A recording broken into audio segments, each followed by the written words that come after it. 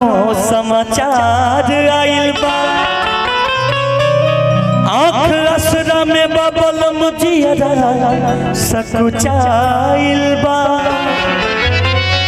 कि चिट्ठी लिखले रही घर छठ हम करत बानी आँख असरा में बबल मुजियरा सकुचाइल बा।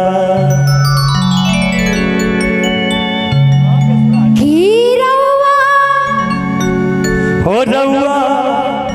बहरा से घरवा जबना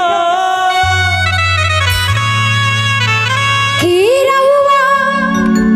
बहरा से घरवा जबना आए बुए बोला मुझे छठी छठ घाट के किरसा में हम जाइबे बोला मुझे छठ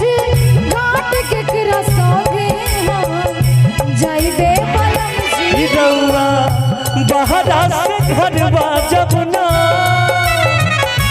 ओ रउआ बहरा से घरवा जबना आई बुए बलम जी छठ घाट के किरसा में हम जाइबे बलम जी छठ घाट के किरसा में हम जाइबे बलम जी कि रउआ बहरा से घरवा जबना आई हुए बलम जी छठी घाट के रसने जाई हुए बलम जी छठी घाट के रसने जाई हुए बलम जी।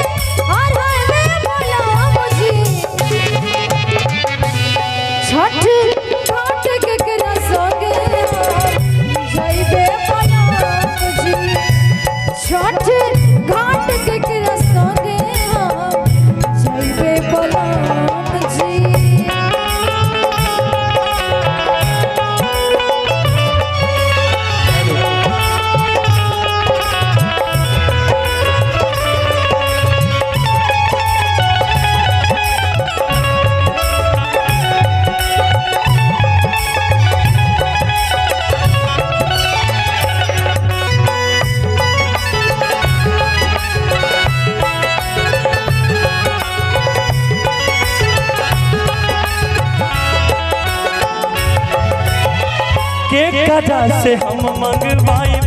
धोवल गेहुआ केकरा से हम मंगवाई नारियल नेमुआ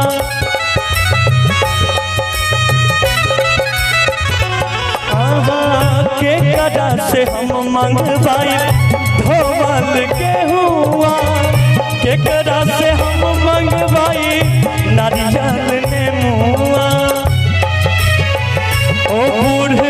पानी कैसे ससुर जी के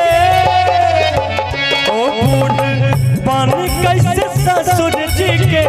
अढ़ाई बे बलम जी छठ घाट के किरसा में बुआ बलम जी छठ घाट केकरा संगे हम जाइबे बलम रउआ बहरा से घरवा जबना रउआ बहरा से घरवा जबना आई बुए बलम जी